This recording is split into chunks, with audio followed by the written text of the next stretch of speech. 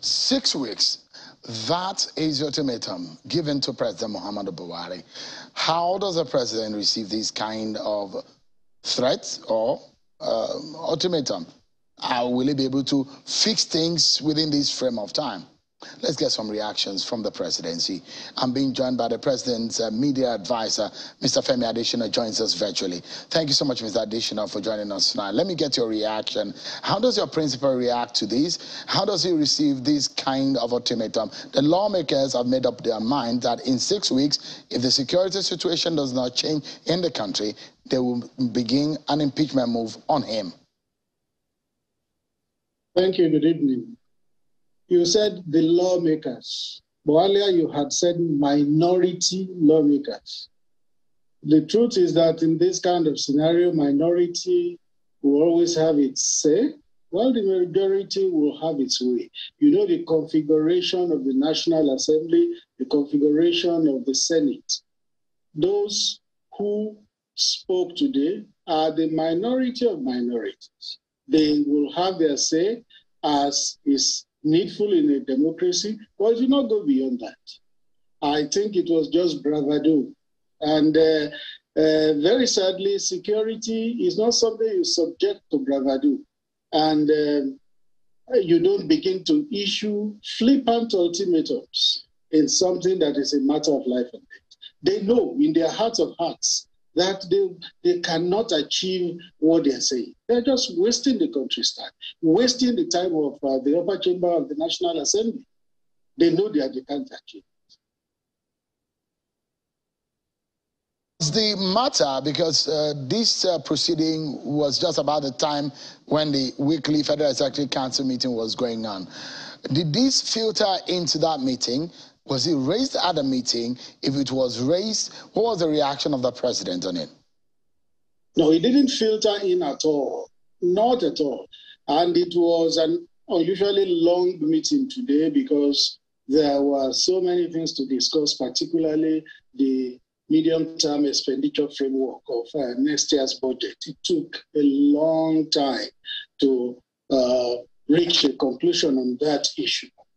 And it was after we had left the council chamber that I got to my office and I saw the news scrolling. And later I got the complete content of what happened. By then, the president himself had retired from the council chamber. I didn't see him again till we left the office. So I've not had the opportunity to communicate with him on this issue. I doubt if it has also been officially communicated to the president yet, but I hope it will be done. There is Elia's son who interfaces between the National Assembly and the president. But before we get back into the meat of what was said on the floor of the Senate, let's talk about the threats that, the Abuja city, for anyone who is living in Abuja will feel a bit uncomfortable with, for some of the reports on the news that are coming. The law school call-to-bar program was taken out of the venue into town, taken away from the law school. In fact, the Ministry of Education has said the FGC in Kwali should be shot because of security threats. There are gunshots that have been heard in town, the attack on the presidential guard. Has the president reacted officially to some of these threats that is knocking on his doorstep? Well, you said that gunshots have been heard in town. I'm not aware of that. There have been rumors all over the place, so I don't think you are depending on those rumors. What happened in Kubwa is in the public domain. Well, in Buhari is in public domain. Everybody knows that. But to say there were gunshots in town, I'm not privy to that unless you want to substantiate it.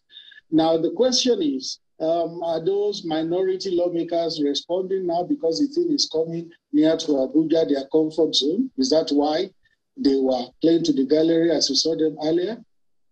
Well, they are Nigerians. They have a right to talk about what is happening in the country.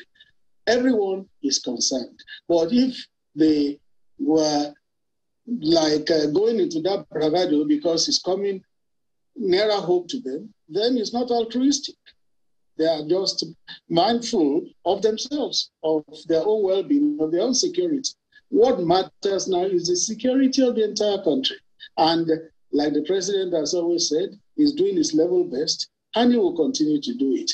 Our security agencies will also up the ante, and they will do better. Tomorrow, the president has summoned another security meeting with the head of the security agencies. Maybe if you've been following the news, Mr. Additional, right here we reported the situation at that federal government college where some of the eyewitness accounts said they were hearing gunshots at night. This is in Abuja. So I don't know, has that been substantiated enough? Is that enough for the president to react? I mean, does that fit into the kind of reaction that, the kind of question that could get the kind of reaction that we need? Did you determine where the gunshots came from? If indeed there was gunshot in town, was it from the security agencies who are combing all those areas to flush out those who are hiding in bushes and forests? You first need to be sure whether it was a gunshot of a confrontation. If it was not confrontation and it came from the security agencies, then it's for good. We shouldn't just conclude. That is a gunshot, Mr. Additional, I believe.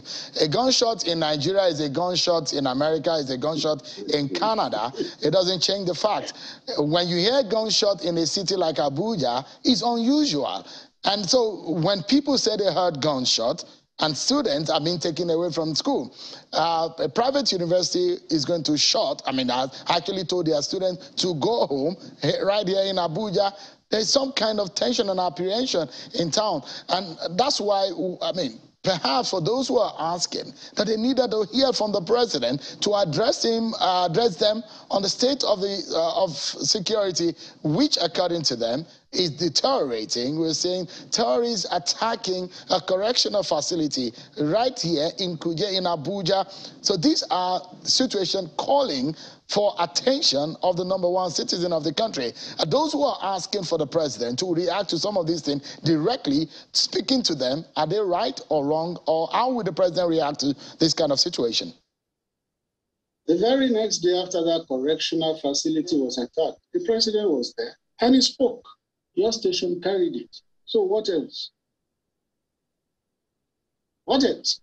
Here's it just now. So the president with this kind of situation, because let me remind you, Mr. Additional, one of the things after about a year and a half or two, when we ask you and your colleagues in government about the security situation, you are quick to make reference to the situation in Abuja, where you made reference to the fact that there were attacks on the United Nations building, there were attacks on the police headquarters, but those are not happening. But recently we are seeing attacks very close to Abuja and its vicinity and the perimeters of the nation's capital. In fact, the terrorists threaten that they were going to kidnap a governor and also kidnap a president. These are some of the reports that we are hearing. And perhaps you do not think that the president, perhaps based on what some Nigerians are asking, directly need to address them to calm the tension or perhaps to allay the affairs on this kind of situation. You don't think it's needed? It could also be that the terrorists knew that we are going to amplify their threats. And that was why they made those threats. They know that the media, print, electronic, will amplify what you are going to say. Like it is said, the oxygen that the terrorist needs is the media, is publicity. So you are giving them that oxygen. And that was why they made those threats, because they knew that, well, politics today, Shimon Kivalue was going to amplify whatever they say. And that's what you have just done. I live in town in Abuja here. You live within the fortified walls of the Aso Rock Villa. This is not about amplification. Interestingly, you were on this other side of the divide, Mr. Additional. You were in the media as a practitioner, a senior one at that. The question is, when they attacked Kuje Correctional Facility, Was that a warning enough for it to be amplified? When the Minister of Education said, go away from school, was that just drawing attention or something that we need to really pay attention to? The question tonight, Mr. Additional, is what the government is doing differently to stop some of these security threats. Fine. Going direct to your question, what the government is doing is to address these issues. I just told you a short while ago that the president has summoned the security meeting for tomorrow.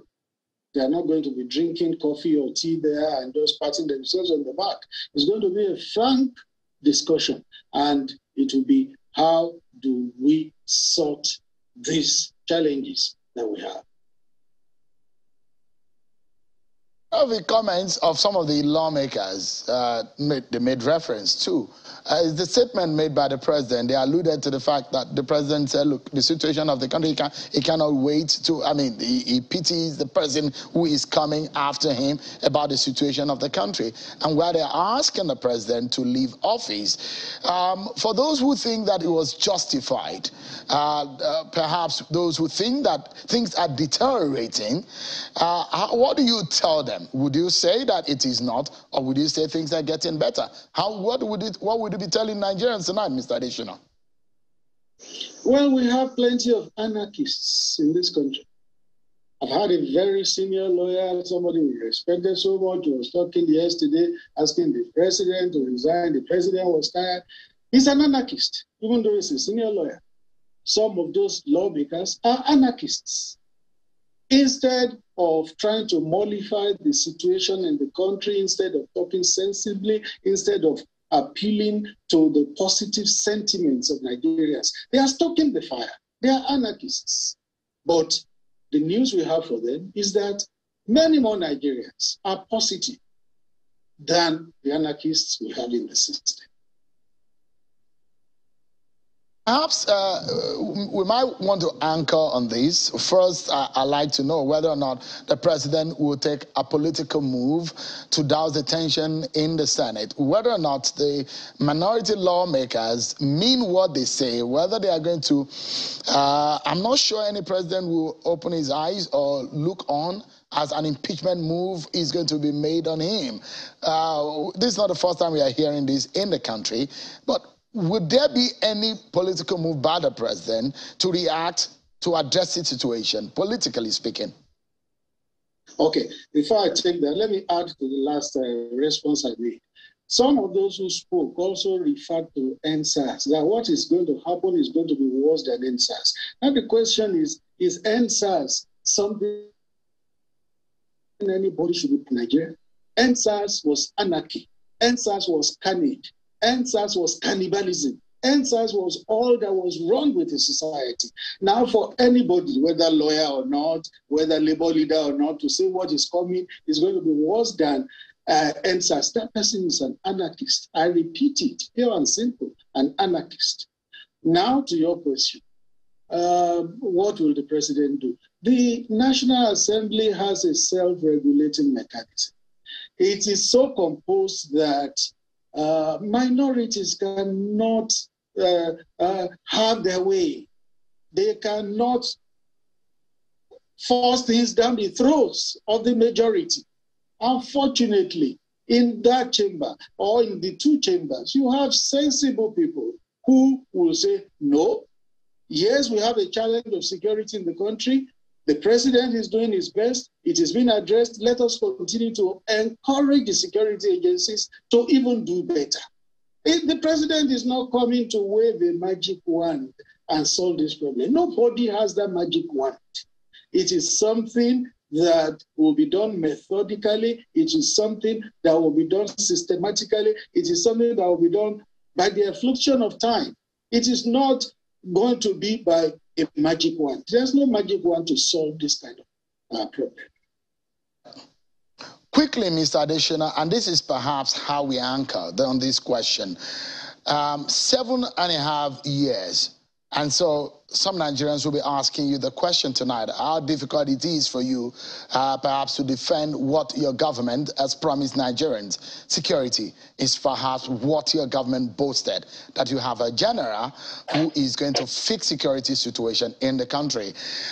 Is it a matter of this government hiding his head in shame, considering what you boasted of, your campaign promises, and when you say methodologically or methodically, the language in which you use, the question will be, how many more time or how many more months do we need to see the methodological approach to how to solve this situation that some people have described as a failure? Well, people who have described it as failure have rights to their opinion. It doesn't make them right. There are millions of Nigerians who still believe that the government has done and is doing its level best on this matter of security. Now, yes, the party promised that it will secure the country. And listen to the president anytime talk about his 3 priorities for Nigeria, right from first term to second term, and now to 10 months, 1 day to the end of the administration. He will say, 1, we will secure the country. 2, we will revive the economy, and 3, we will fight corruption. Those 3 still remain as his topmost priorities. Now, when you want to assess a government, you assess that government by what it has promised to do and how far it has gone in achieving those promises. In security, consider the first year of the administration in the first. Was it the same way as it inherited? No, there was improvement in the security situation in the country in the first year. In fact, the insurgency, which was the main problem in the country, was beaten. That up to the point that it was said that Boko Haram had been technically degraded. But you see that later there was a resurgence. Not only a resurgence, it became Hydra-headed. Insurgency was the main problem in 2015. Later banditry joined. Later kidnapping joined. Later cold killings joined. It became Hydra-headed. And so you don't begin to now say a government has failed for a problem that suddenly spiraled out of control. Security is a challenge. 10 months, 1 day to the end of the administration, anything can still happen, a lot can still happen. You don't begin to conclude that it has failed on security when its time is not up yet. For all you know, 1 week, 2 weeks, 1 month, 2 months, this problem may be over. It can get done. That is how we should be positive-minded. And of course, there are successes in different areas: infrastructure, agriculture, social security, many, many, many. So you don't take just one issue and use it to conclude that the government has failed. It's never done. There's no government in any part of the world that has solved all the problems in the country. It has never happened, and it will not happen. It's up to Nigerians to judge how they feel. They were the ones who voted for your party and your government. It's up to them to judge. But one thing that we are hoping, I'm an incredible optimist about the fact that Nigeria will get better and we can get things done. Yes. Thank you so much indeed, Mr. Femi Adesina, for joining us. President Buhari is a special advisor on media. Thank you indeed for your thought. But don't also forget that the week. All right, thank you so much indeed. We'll take a break, everyone, and when we return, our conversation on this matter continues. Is it a case of the lawmakers just threatening for the sake of it? Senator Ayinaya Abaribe, our former Senate Minority Leader, will be joining us on the reasons behind their move today on the floor of the Red Chamber. Stay with us, everyone. We'll be right back.